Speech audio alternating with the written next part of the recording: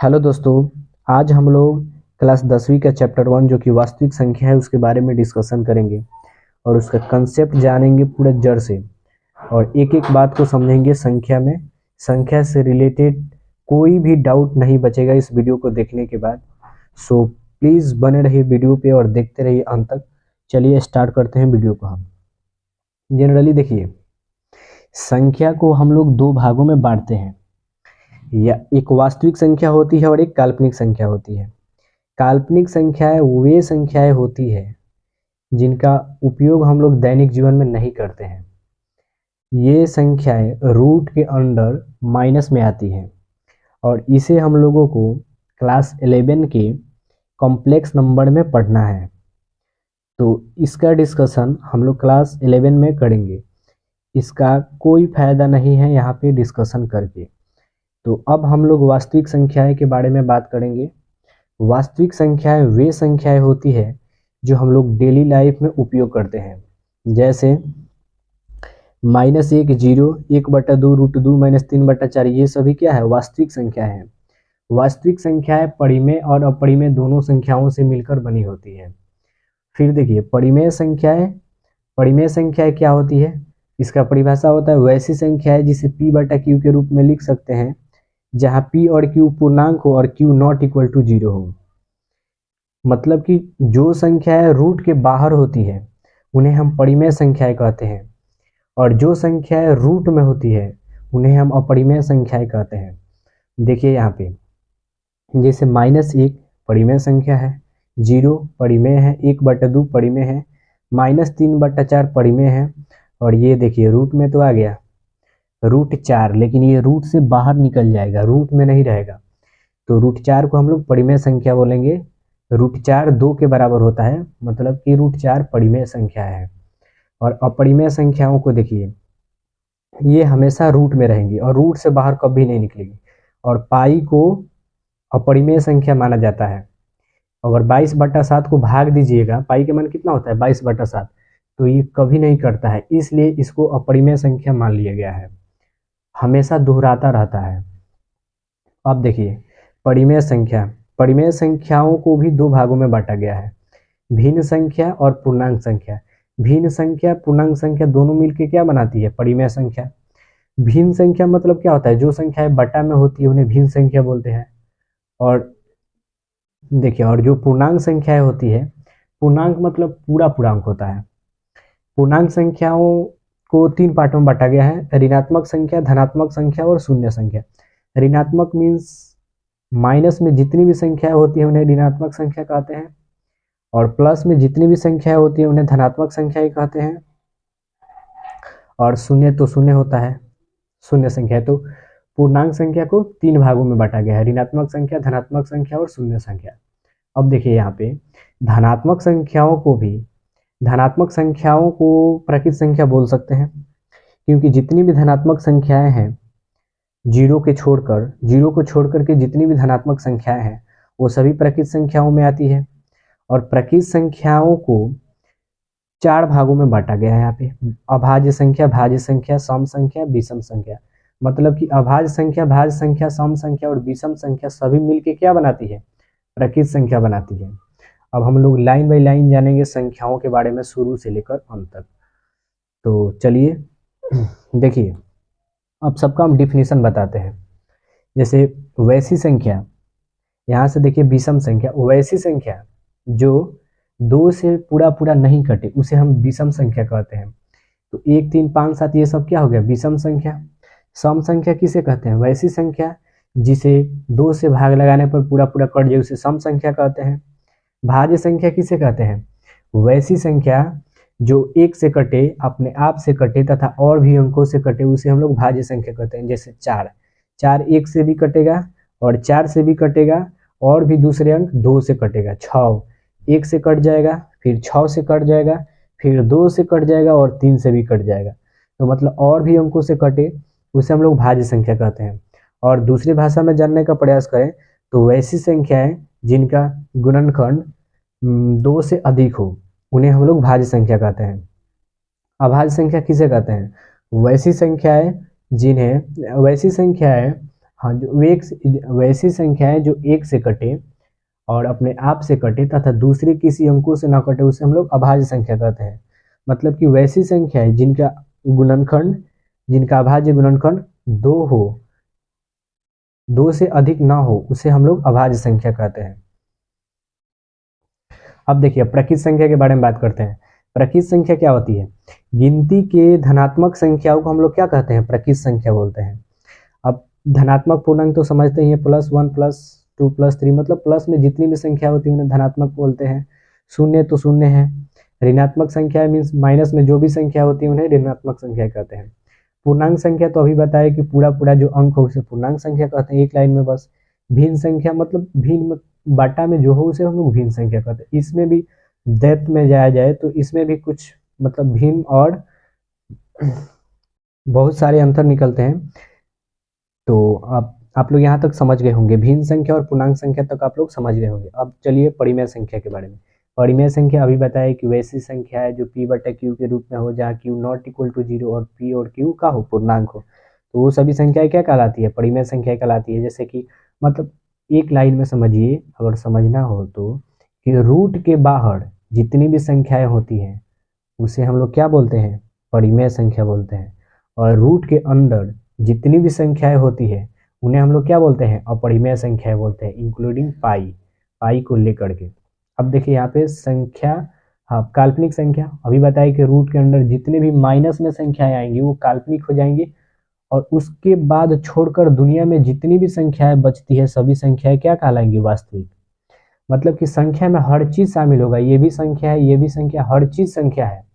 लेकिन अगर उसमें से हम लोग रूट अंडर माइनस को अगर हटा दें तो जितनी भी संख्याएं बचेंगी सब क्या कहलाएंगी? वास्तविक संख्याएं। वैसे ही वास्तविक संख्याओं में अपरिमेय होता है, परिमेय होता है।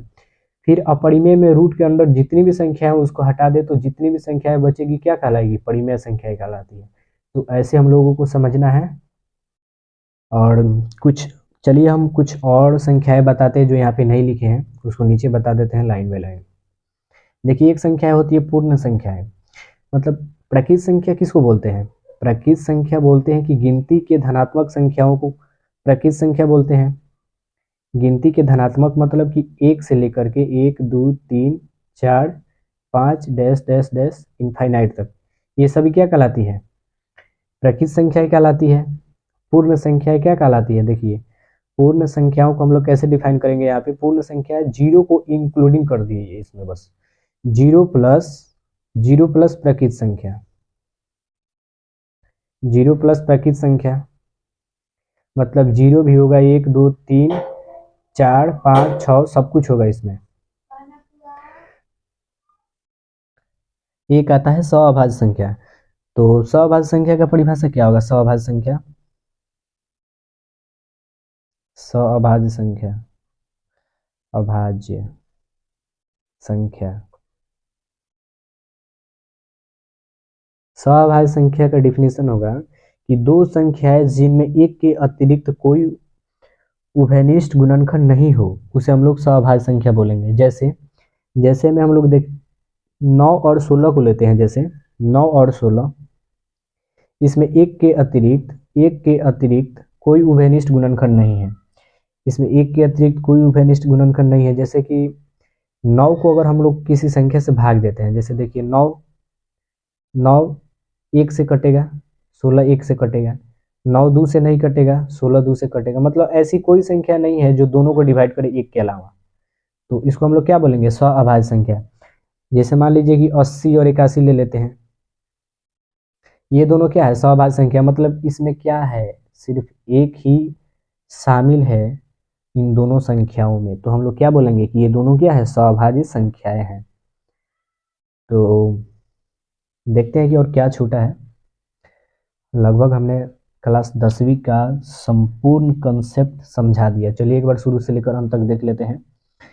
देखिए ये होती है संख्याएं। संख्याएं दो प्रकार की होती है, काल्पनिक संख्या, वास्तविक संख्याएं। वास्तविक संख्याएं दो प्रकार की होती है, अपरिमेय संख्या और परिमेय संख्याएं। परिमेय संख्या भी दो प्रकार का होता है, भिन्न संख्या, पूर्णांक संख्या। फिर पूर्णांक संख्या कितने प्रकार का होता है? 3 प्रकार का होता है, ऋणात्मक पूर्णांक, धनात्मक पूर्णांक, शून्य पूर्णांक। फिर धनात्मक पूर्णांक कितने प्रकार का होता है? 1 प्रकार का, मतलब प्रकृत संख्या। धनात्मक पूर्णांक को प्राकृत संख्या बोल सकते हैं जीरो को छोड़कर बस। जीरो इसमें आएगा ही नहीं, जीरो धनात्मक पूर्णांक नहीं है। अब देखिए प्राकृत संख्याओं को भी 4 भागों में बांटेंगे, अभाज्य संख्या, भाज्य संख्या, सम संख्या, विषम संख्या। ये चारों संख्याएं मिलकर क्या बनाती है? प्राकृत संख्या। और सबको तो बता ही दिए कि अभाज्य संख्या क्या है, भाज्य संख्या क्या है, सम संख्या क्या है, विषम संख्या क्या है। फिर प्राकृत संख्या बताए, पूर्ण संख्या बताए। और एक बात ध्यान दीजिएगा कि दुनिया में जितनी भी प्राकृत संख्याएं हैं उनसे एक ज्यादा है पूर्ण संख्या।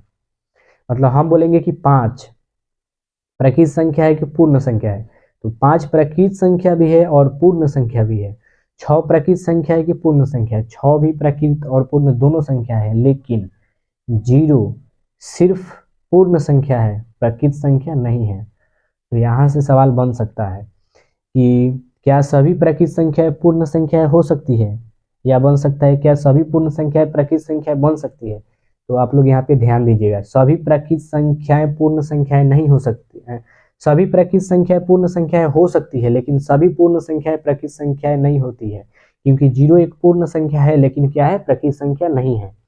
अब हम लोग देखेंगे यहाँ पे एक बात ध्यान दीजिएगा यहाँ पे कि कुछ, चलिए हम नोट्स लिखवा देते हैं पहले। नोट्स याद रखिएगा, काम आएगा।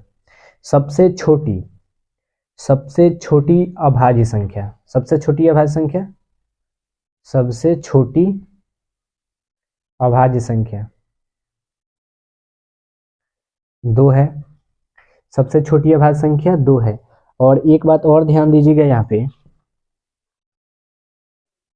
कि 2 ऐसी सम संख्याएं हैं जो अभाज्य संख्याएं भी हैं, और ऐसा कोई सम संख्या नहीं है जो अभाज्य संख्या भी हो और सम संख्या भी हो। मतलब कि 2 एक सम संख्या होने के साथ साथ भी अभाज्य संख्या है। तो इसको आप लोग ध्यान रखिएगा। देखिए संख्याएं एक न तो भाज्य और न अभाज्य होती है, से ध्यान दीजिएगा। देखिए जैसे 1 है, यहाँ पे 1 न तो भाज्य है और न ही अभाज्य है, न ही अभाज्य है। 0 क्या है? 1 क्या है? हम लोग क्लास 7 में थे तो हम लोग पढ़े थे कि 1 एक विशिष्ट संख्या है। अब देखिए 0 क्या है? 0 भी न तो भाज्य है और न ही अभाज्य है, नहीं अभाज्य है। तो 0 और 1 ये भाज्य और अभाज्य की श्रेणी में नहीं आएगा। हमने क्या बोला था कि 0 और 1 भाज्य और अभाज्य की श्रेणी में नहीं आएगा। तो आप लोग इसको ध्यान में रखिएगा। और देखिए सबसे छोटी सम अभाज्य संख्या कौन सी है? सबसे छोटी सम अभाज्य संख्या, सबसे छोटी सम अभाज्य संख्या कौन सी है? सबसे छोटी सम अभाज्य संख्या, सम अभाज्य संख्या कौन सी है? 2 है। सबसे छोटी विषम अभाज्य संख्या कौन सी है? विषम अभाज्य संख्या कौन सी है? सबसे छोटी विषम अभाज्य संख्या कौन सी है? 3 है। विषम भी है और अभाज्य भी है। अब देखिए सबसे छोटी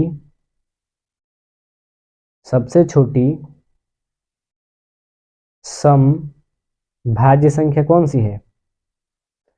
सम भाज्य संख्या सबसे छोटी कौन सी है? 4। सबसे छोटी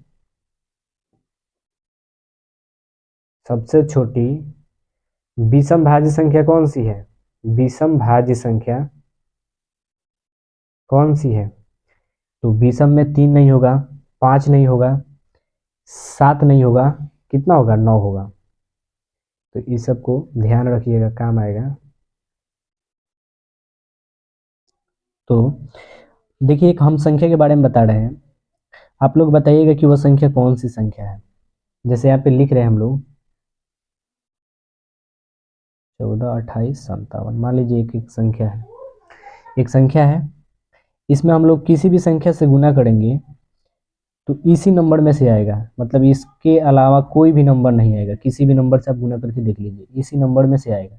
जैसे मान लीजिए हम 2 से मल्टीप्लाई किए, 7 दूनी 14 के 4, 5 दूनी 10 1 11, 8 दूनी 16 1 17 के 7, 2 दूनी 4 1 5, 14 दूनी 28। देखिए इससे हट के कोई अंक आया है? 4 इसमें है तो इसमें भी 4 है, इसमें 1 है तो इसमें भी 1 है, इसमें 7 है तो इसमें भी 7 है, इसमें 5 है तो इसमें भी 5 है, इसमें 8 है तो इसमें भी 8 है, इसमें 2 है तो इसमें भी 2 है। मतलब कि इसी नंबर में से आप 3 से गुना करके देखिए, 4 से गुना करके देखिए, 5 से गुना करके देखिए, हमेशा इसी नंबर में से आएगा। तो हम पूछ रहे हैं आपसे कि ये संख्याएं कौन सी संख्याएं हैं, इस संख्याओं को हम लोग गणित में क्या नाम देते हैं? चलिए हम ही बता देते हैं। इस टाइप के नंबर को हम लोग साइक्लिक नंबर बोलते हैं, साइक्लिक नंबर बोलते हैं। तो चलिए अब वीडियो लंबा हो रहा है तो हम लोग नेक्स्ट वीडियो में देखेंगे। तब तक के लिए बाय। और उम्मीद है कि आप लोगों को समझ में आया होगा और इससे अच्छा कंटेंट लाएंगे हम। बस आप लोग वीडियो पे बने मतलब सपोर्ट करते रहिए।